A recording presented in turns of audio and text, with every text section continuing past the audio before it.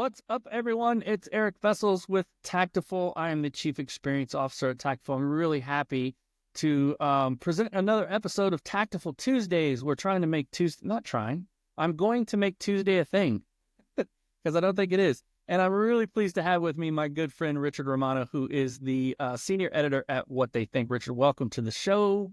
Happy to be here, although I misunderstood. I thought this was going to be Taco Tuesday, so I completely You know forgot, what? We didn't realize what we do were for. have to integrate tacos into Taktiful Tuesday. There, you know what? Tuesday already is a thing. Damn it.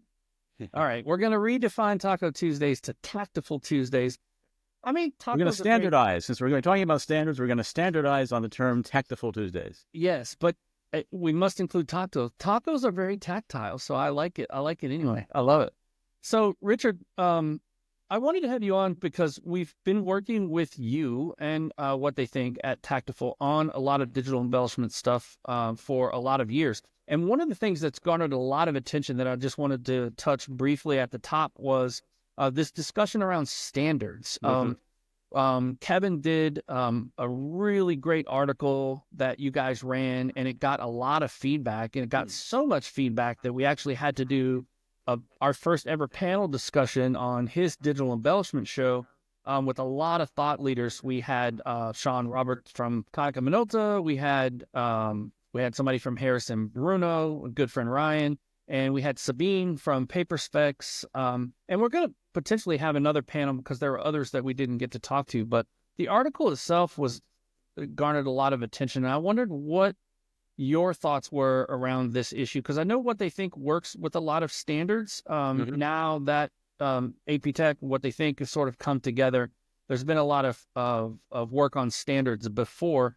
And how do you see this discussion going forward, or the work that we need to do to kind of, because what came out of the video was, how do we talk about digital embellishments in the same way? Because a lot of OEMs will define something one way and then you'll talk about it in another way, and it sort of confuses designers and printers and most likely end users as well. Well, it's such a new field, the field of embellishments, and even the term digital embellishment itself is known by other terms as well.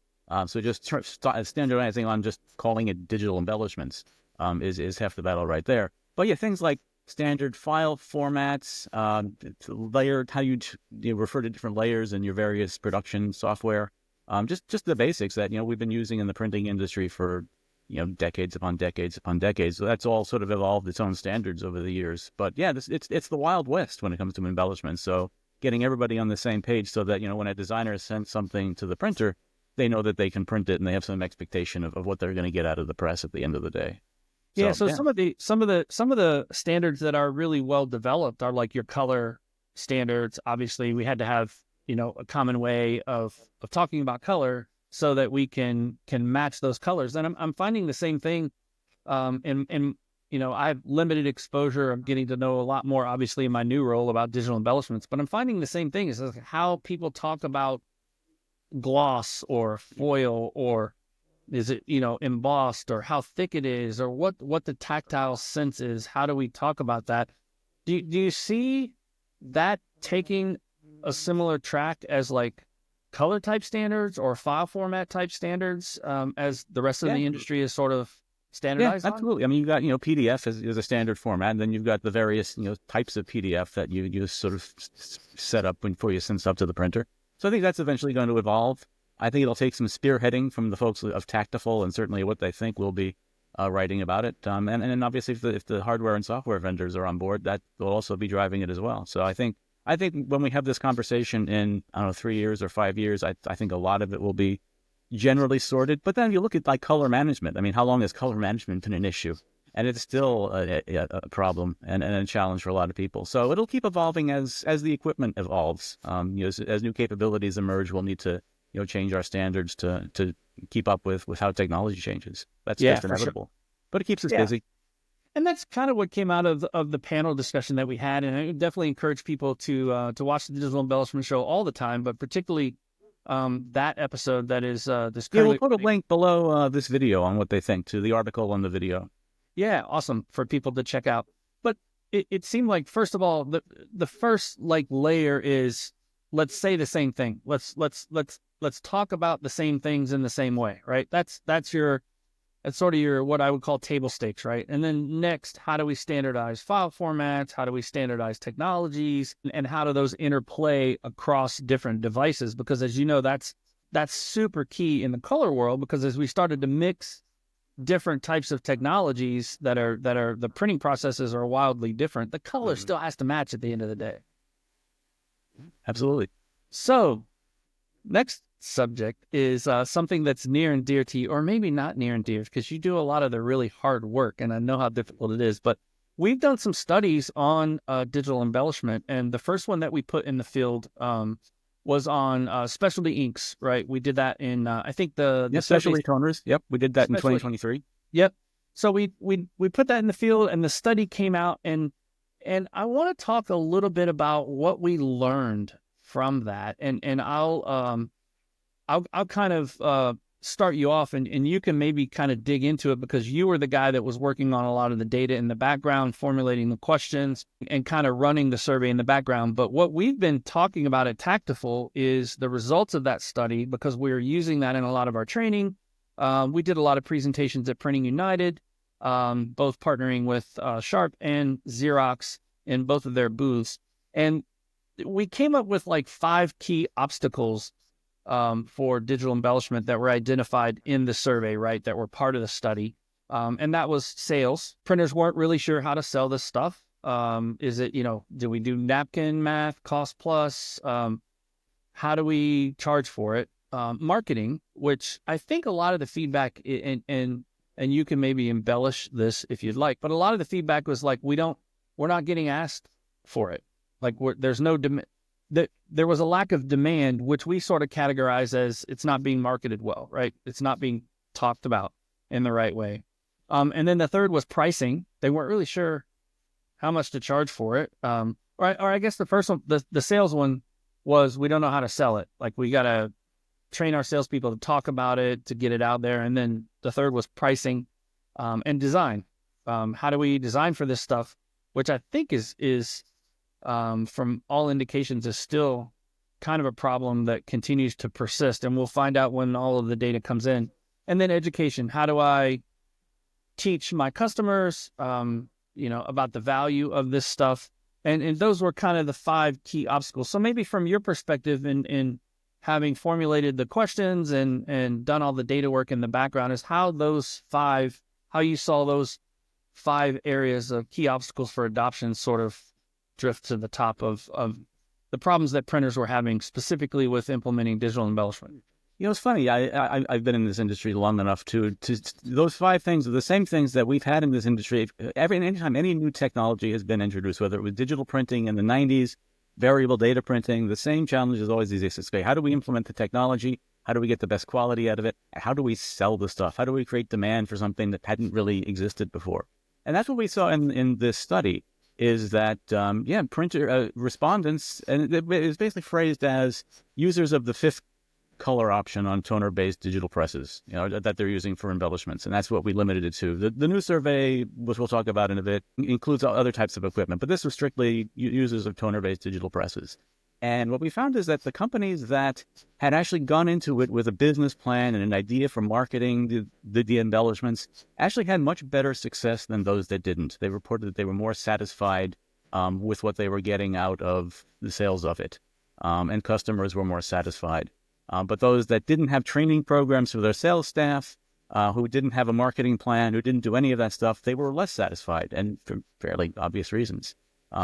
It just takes more education, more training, and just getting the sales team on board and just really telling them how to go out and sell these things.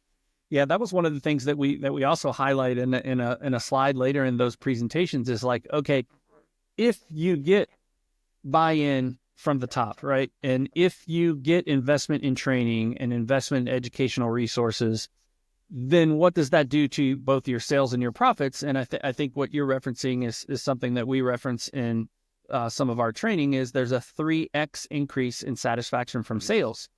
Now 3x is 300%, right? Like 3 times as much. That's a pretty dramatic increase in satisfaction from sales.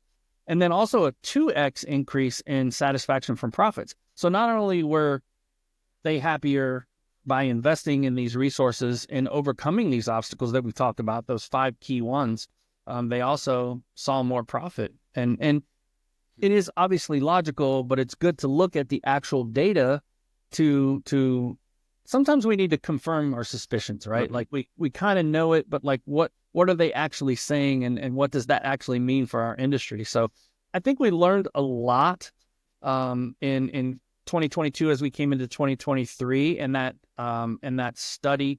But like you said, that was limited to kind of toners, 5th and 6th colors, that sort of technology. So talk to me a little bit about what we're doing with the current study that's in the field. And we'll also, I guess we're going to have a lot of links under this video. Yep.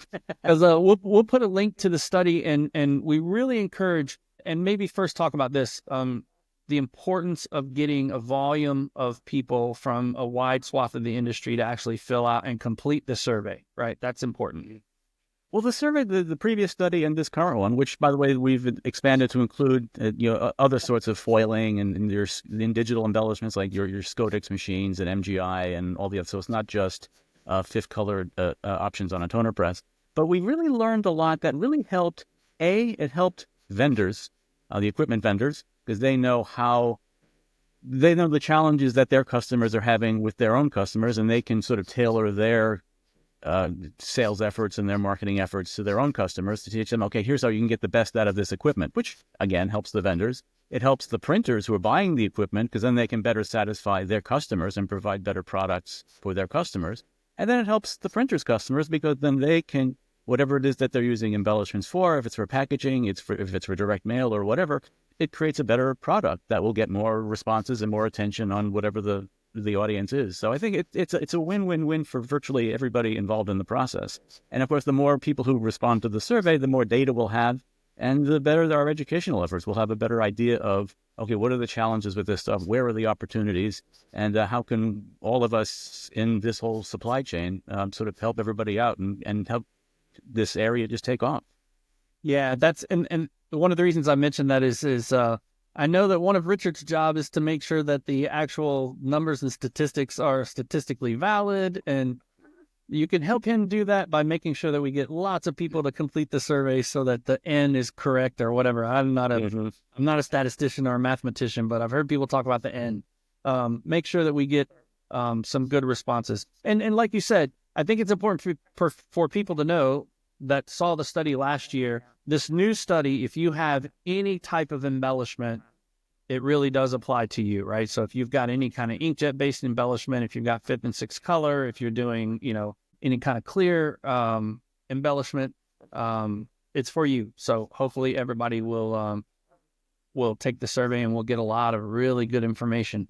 Yeah, so and I understand that everybody is surveyed to death these days, and it takes some time, but it'll be worth it for everybody's while in the long run. So I encourage everyone, if you have a good 10 minutes, 15 minutes, share your experiences. Yeah, and I'll send them a taco, something, or maybe or a coupon for it. But I mean, real talk though, everybody that does complete the survey, we are putting together Richard's going to put together a special executive summary with a lot of the key findings in it, right? So for your 10 or 15 minutes at the tail end of this, you're going to get some really valuable, actionable intelligence and information delivered to you. So we'll be sending that to your email as soon as that's all put together and formulated as a thank you from What They Think and from Taktiful for completing the survey. So, and they'll also get a link to the old study so they can see what the results of that were. Absolutely. And I think one of the important things for the industry, speaking of like standards and learning over time, right? And we learned this through the great work that we do with the Printing Outlook, that study that we've done at What They Think for several years now. Looking at something like this that's in the field over multiple years not only gives you that snapshot, but it also starts to give you trends in what direction are we going. Mm-hmm.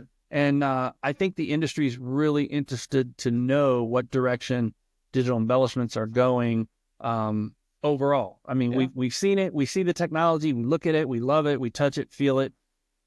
But actually, where is it going? What's the adoption rate? What's the usage? And that's something that I think we want to track over time. And we're only able to do that if people are willing, printers are willing to do the survey every year and tell us, exactly what's going on so that we can report it to the global printing industry. So, yeah, I think the standards discussion, I think, is going to be something that evolves. Understanding actually what's happening within the market is going to be something that that evolves over time. And these surveys and reports are one of the ways that we find out and report it to the world. And I want to just take just a minute to really thank you for all the work that you do in the background. I know it's a lot of times we've experienced it working together for many years. It's sort of like pulling teeth to get people to do the survey. It's it's difficult to figure out what questions should be asked so you sort of look with the end in mind and then have to figure out what the questions need to be so that you can figure out, valid report information that can be derived from that. And you do a really great job of doing that. And just want to thank you for that. And also thank What They Think, the whole team there for the partnership in this. Taktiful's really, really thankful for all the partnership that we're doing there. And we look forward to it. So be involved in the standards discussion. Definitely make sure that you take the survey on digital embellishments so that we can put together some new and exciting information. And if you get a chance, head over to What They Think and fill out our printing outlook survey, which is also in the field as well. I know it's a lot of surveys, it's a lot of questions, but again, it helps us all out. Yeah. While we're on that, well, that's exactly right. And as I mentioned, the printing outlook survey is really, really important. That is a larger snapshot of what's going on in the industry. I think it's really important. It's a service to the industry. So definitely go fill that. We'll put yet another link down there so you could just spend your whole afternoon or part of a Saturday maybe filling out surveys for us and letting us know what happens. But Richard, appreciate you doing this second ever Taktiful Tuesdays with none other than Eric Vessels. And I will DoorDash you your taco forthwith. Thank you very much. Thanks, man.